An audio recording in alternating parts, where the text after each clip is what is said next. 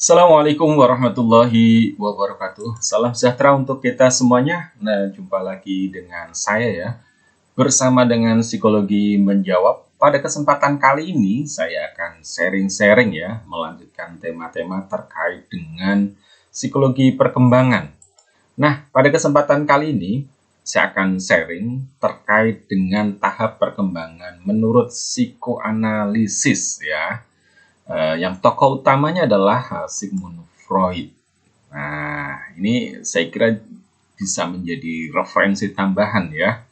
Nah, sebenarnya konsepnya itu sangat panjang dan luas dan juga banyak ya. Nah, pada kesempatan kali ini saya akan ringkas lebih kepada tahapan perkembangannya ya.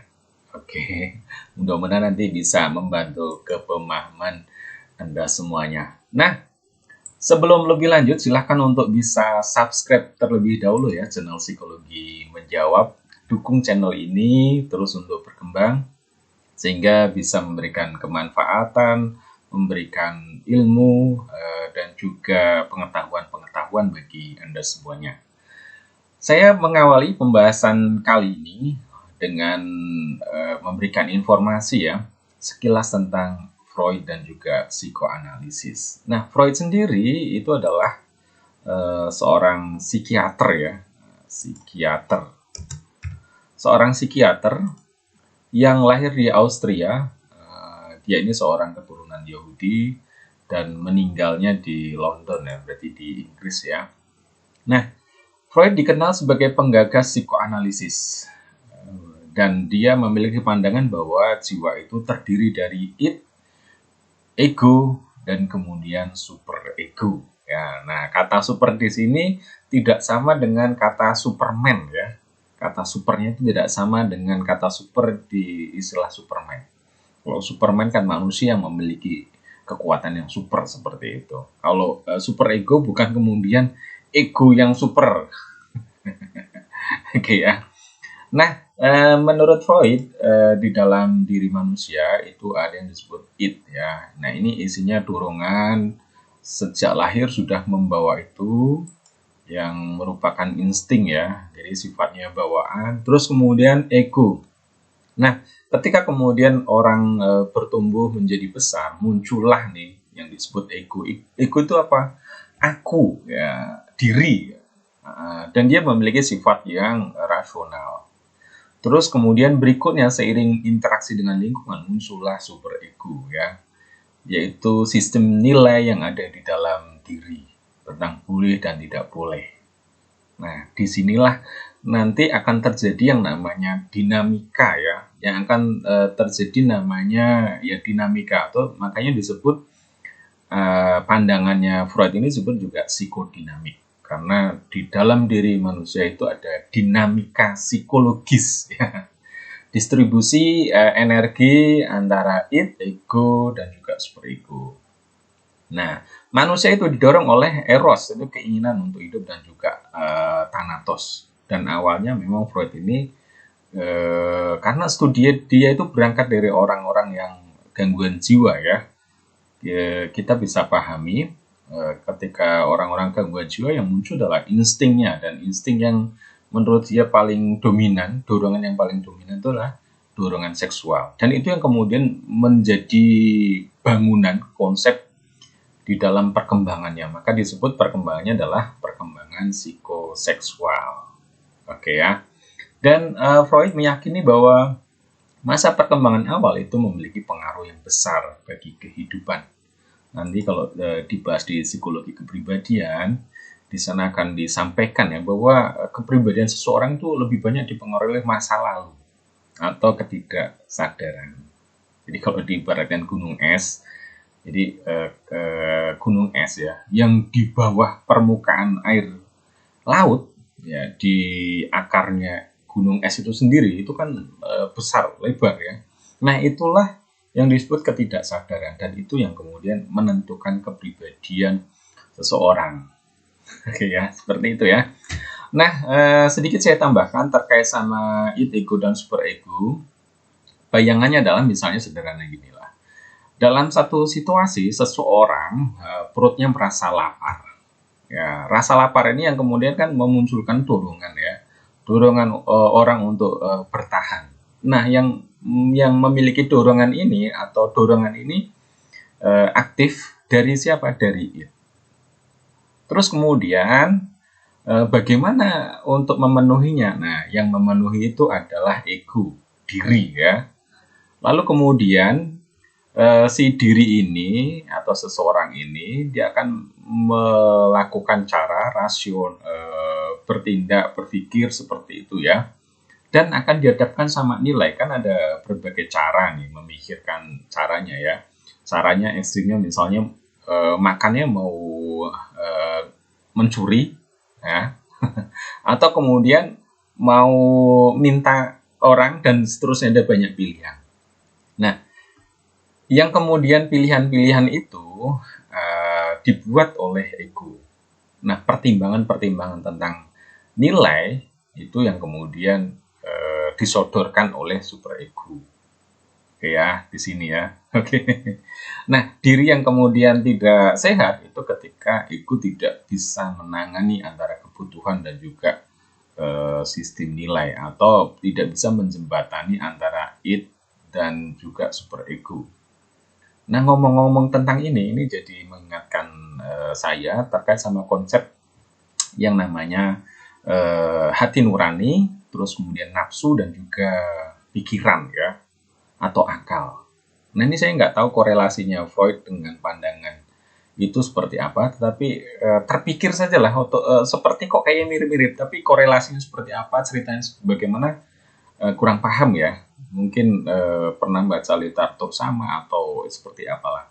Nah, kalau di dalam Islam itu kan ada nih dorongan nafsu. Nafsu kan banyak sekali ya. Keinginan-keinginan kan banyak.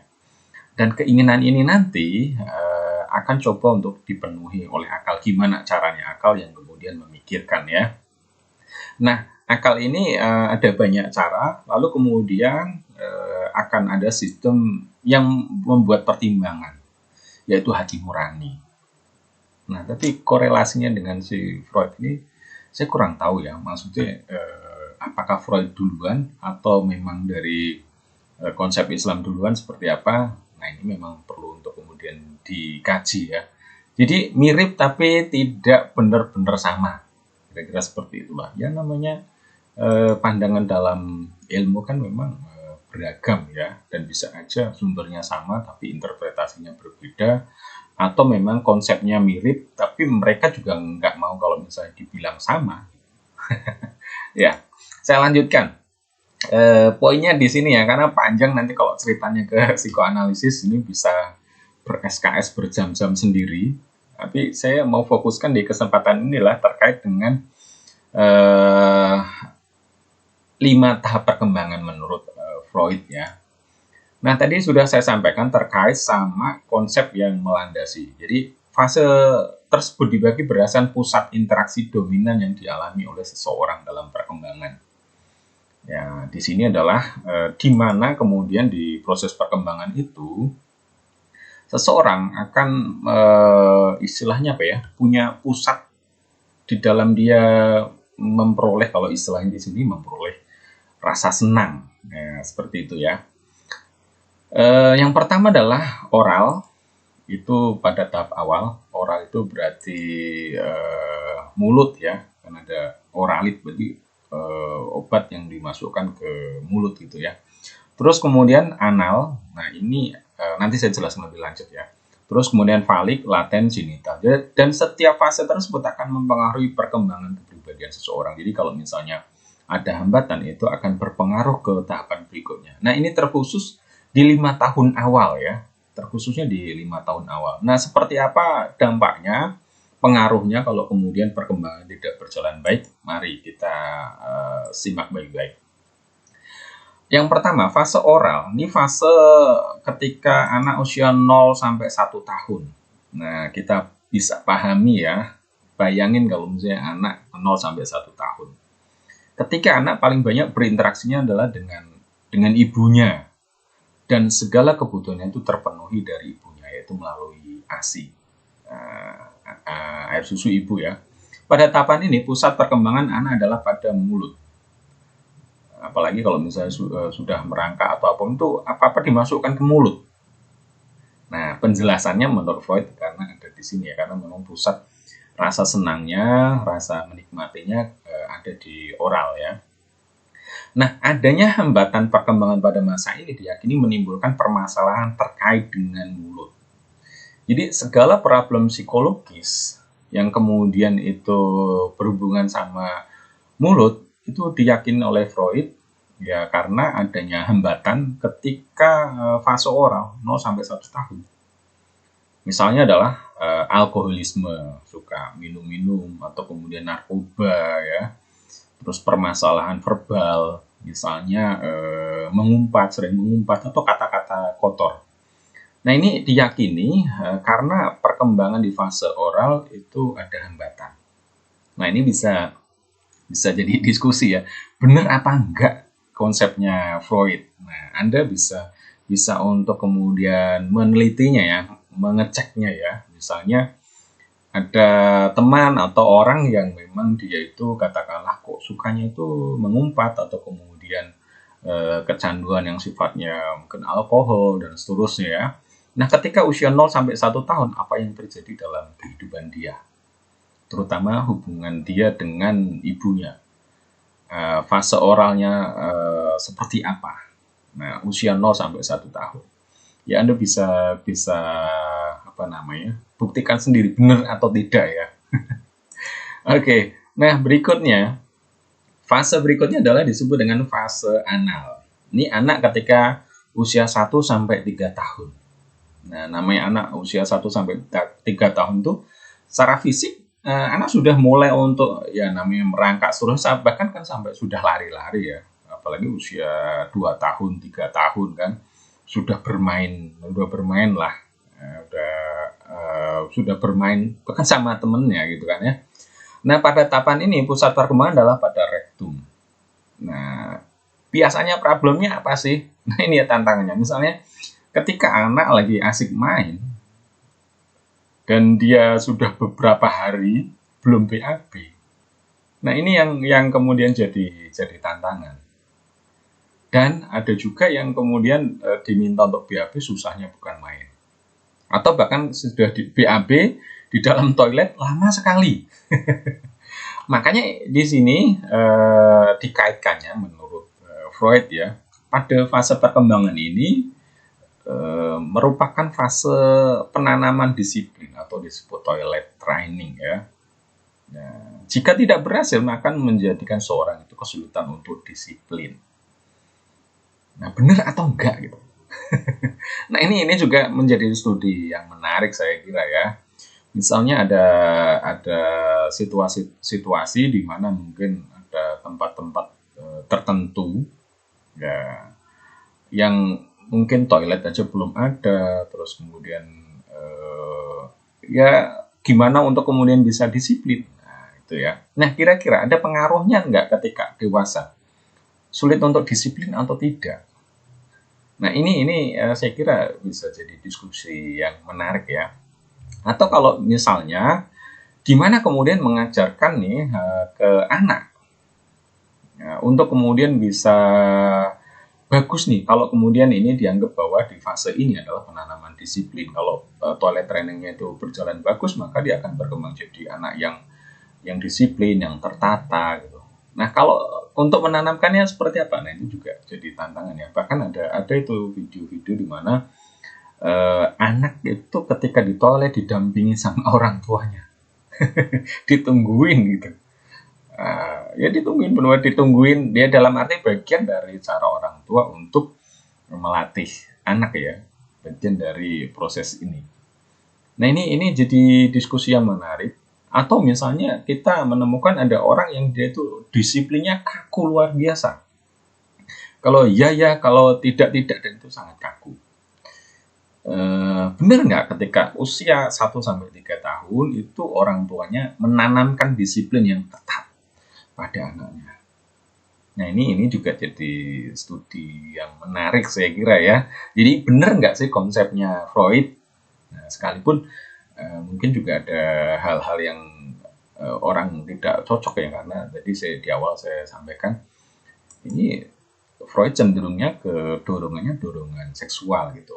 Tapi dari konsep-konsepnya saya kira cukup logis juga sebenarnya ya. Misalnya di sini di fase valid ini ya. Ini 3 sampai 5 tahun. Nah, anak sudah berinteraksi bermain dengan teman-temannya gitu kan ya. Terus kemudian di sini mulai menyadari ada hal yang berbeda, terutama terkait jenis kelamin. Oh, si ini temanku rambutnya panjang, aku kok enggak misalnya ya. Temanku pakainya begini, kok aku belum seperti ini. Nah, menurut Freud atau psikoanalisis, pada tahapan valid ini, anak mengidentifikasikan dirinya dengan ayah atau ibu. Jadi meniru, ya, meniru peran dari orang tuanya. Kalau dia anak laki-laki ya dia akan meniru ayahnya ya, dari bajunya, dari semuanya gitu ya, dari sisiran rambut misalnya. Terus masa ini juga sehingga kemudian ini menjadi fase di mana menentukan peran jenis seseorang. Jadi kalau laki-laki ya dia akan meniru ayahnya dan akan menjadi benar-benar laki-laki, bukan laki-laki yang keperempuan-perempuanan. Gimana istilahnya ya? Ya pokoknya tampil laki-laki tampil bukan seperti perempuan. Nah, jadi benar-benar laki-laki dan sebaliknya juga. Perempuan yang benar-benar memang seperti ya perempuan gitu, bukan seperti laki-laki. Nah, ini jadi studi yang menarik ya. Ketika kemudian fase ini tidak berjalan dengan bagus, ini akan menyebabkan kebingungan peran jenis. Yang misalnya tampil laki-laki, tampilnya seperti perempuan, atau sebaliknya ya, perempuan seperti laki-laki. Nah ini permasalahan yang muncul ketika fase valid ini tidak berjalan dengan bagus.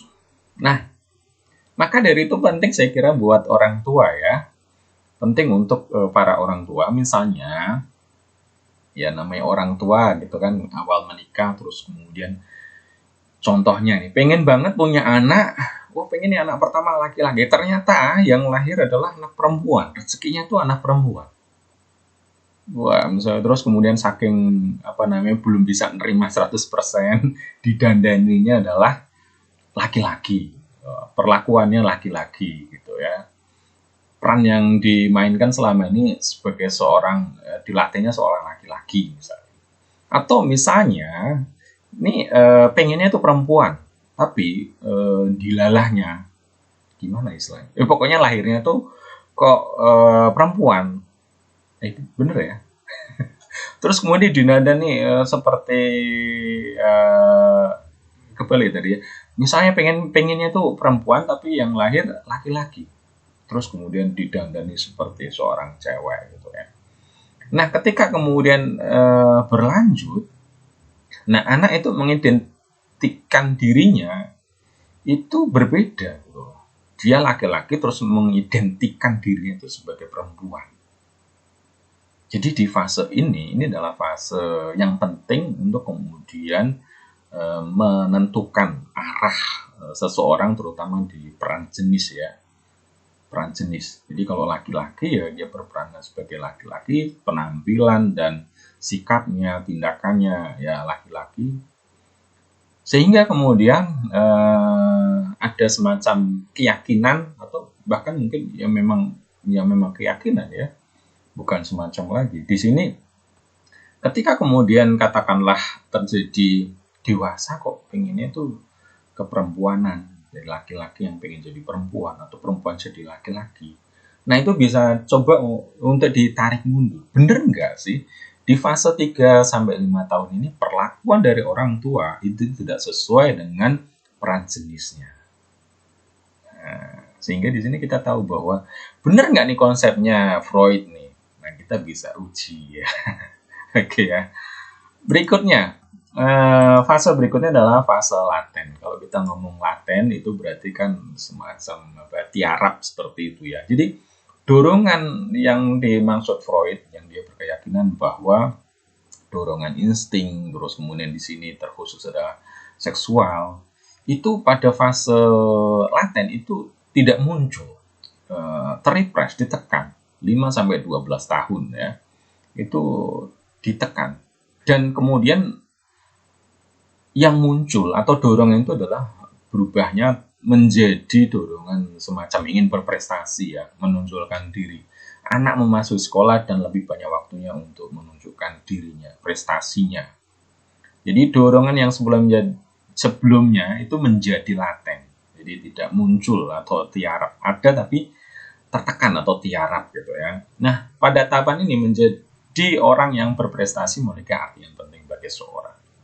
Nah, ini nanti akan dikuatkan oleh pandangan berikutnya yang sebenarnya adalah muridnya Freud, tetapi menganggap bahwa nih Freud kok sepertinya terlalu dominan terkait sama seksualnya gitu, sehingga dia punya konsep yang lain. Ini bukan karena dorongan itu, tetapi karena interaksi sosial. Nah, terutama nanti di Erikson ya, perkembangan psikososial. Insya Allah kita akan bahas juga ya. Makanya subscribe channel ini, pantengin, lihat video-video dari Psikologi Menjawab. Mudah-mudahan bisa memberikan pencerahan ya bagi Anda semuanya. Nah, berikutnya, dorongan yang tadi laten itu akan muncul kembali pada fase yang disebut fase genital ya. Ini anak usia 12 tahun ke atas. Disinilah anak berada pada fase remaja. Di fase remaja ini, ya, kalau konsep yang lain kita menyebutnya remaja ya. Tapi kalau menurut Freud itu genital. Saya mohon maaf agak mencampurnya. Maksud saya biar memudahkan kita lah seperti itu ya. Di fase yang 12 tahun inilah, jadi lebih dari usia 12 tahun, fase genital. Jadi itu fase di mana organ reproduksi itu sudah berkembang ya. Baik itu yang sekunder ataupun yang primer. Nah, di sini kemudian muncul lagi dorongan-dorongan yang sifatnya insting bawaan, yaitu seksual ya. Yang kemudian pada fase ini menurut Freud adalah individu akan membangun hubungan yang mengarah pada kehidupan menuju perilaku seperti orang dewasa. Ingat tadi di awal kita pahami bahwa yang namanya dalam diri seorang itu ada disebut superego. Ya, yang diperoleh dari interaksi lingkungan yang berisi tentang nilai-nilai, ya, norma-norma.